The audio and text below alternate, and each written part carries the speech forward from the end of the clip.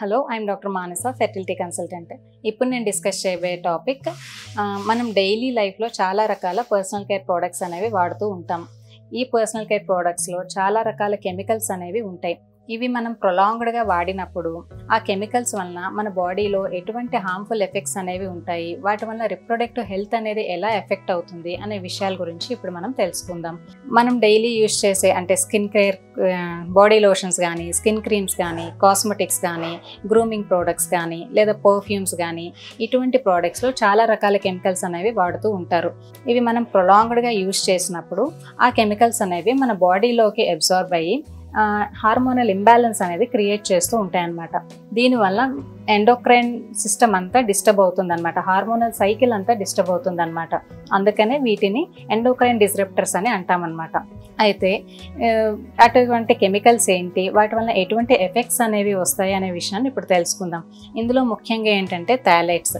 ఈ థాలైట్స్ అనేది మేజర్గా ప్లాస్టిక్ ఇండస్ట్రీస్లో వాడుతూ ఉంటారు, అంటే ప్లాస్టిక్ మ్యానుఫ్యాక్చరింగ్ ఇండస్ట్రీస్లో వాడతారనమాట. అలానే వీటిని ప్లాస్టిసైజర్స్ అని కూడా అంటారు. ఇది ప్లాస్టిక్ని సాఫ్ట్గా ఫ్లెక్సిబుల్గా చేయడానికి ఈ కెమికల్ అనేది యూజ్ చేయాల్సి వస్తుందన్నమాట. ఈ కెమికల్ అనేది జనరల్గా అంటే స్కిన్ క్రీమ్స్లో కానీ, గ్రూమింగ్ ప్రోడక్ట్స్లో కానీ ఎక్కువగా వాడుతూ ఉంటారు.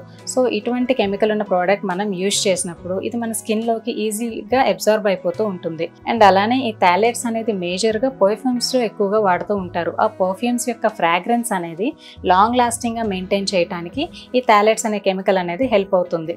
సో ఈ థాలైట్స్ ఉన్న పర్ఫ్యూమ్స్ మనం ఎక్కువగా వాడినప్పుడు అది మన బాడీలోకి, బ్లడ్ సర్క్యులేషన్లోకి ఈజీగా ఎంటర్ అయిపోయి బాడీలో హార్మోనల్ ఇంబ్యాలెన్స్ అనేది క్రియేట్ చేస్తుంది అనమాట. అలానే సెకండ్ వన్ పారాబెన్స్. ఈ పారాబెన్స్ అనేది ఒక ప్రిజర్వేటివ్ లాగా హెల్ప్ అవుతుంది అనమాట. అంటే ఆ ప్రోడక్ట్ యొక్క షెల్ఫ్ లైఫ్ని మెయింటైన్ చేయడానికి ఈ కెమికల్ని ఎక్కువగా స్కిన్ క్రీమ్స్లో కానీ, షాంపూస్లో కానీ ఎక్కువగా వాడుతూ ఉంటారు. And next one synthetic Musk అంటాం. ఇది కూడా ఏంటంటే సెంట్స్లో కానీ, బాడీ లోషన్స్లో కానీ ఆ ఫ్రాగ్రెన్స్ అనేది మెయింటైన్ చేయడానికి ఈ సింథటిక్ మస్క్ అనేది వాడుతూ ఉంటారనమాట. సో ఇలాంటి కెమికల్స్ అనేవి ఎక్కువగా ప్రొలాంగ్డ్గా యూజ్ చేయటం వలన బాడీలో హార్మోనల్ ఇంబ్యాలెన్స్ అనేది క్రియేట్ అయ్యి ఎండోక్రైన్ సిస్టమ్ మొత్తం డిస్టర్బ్ అవుతుందన్నమాట.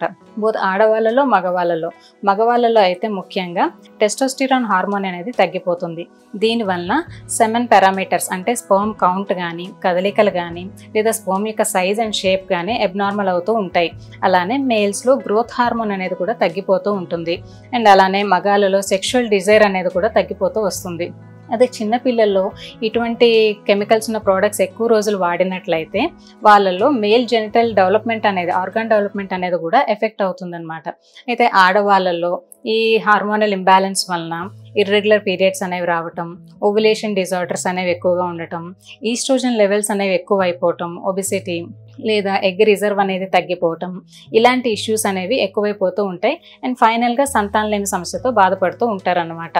అయితే వీటి వలన బాడీలో ఈ కెమికల్స్ వలన ఆక్సిడేటివ్ స్ట్రెస్ అనేది ఎక్కువైపోతుంది, ఫ్రీ రాడికల్ డ్యామేజ్ అనేది కూడా ఎక్కువైపోతూ ఉంటుంది. అలానే డిఎన్ఏ డ్యామేజ్ అంటే సెల్యులార్ లెవెల్లో ఎగ్స్లో కానీ, స్పర్మ్స్లో కానీ డిఎన్ఏ డ్యామేజ్ అనేది కూడా ఎక్కువైపోతూ ఉంటుందన్నమాట. సో వీలైనంత వరకు మీరేంటంటే ఇటువంటి కెమికల్స్ ఉన్న ప్రోడక్ట్స్ అనేవి అవాయిడ్ చేయడం అనేది మంచిది.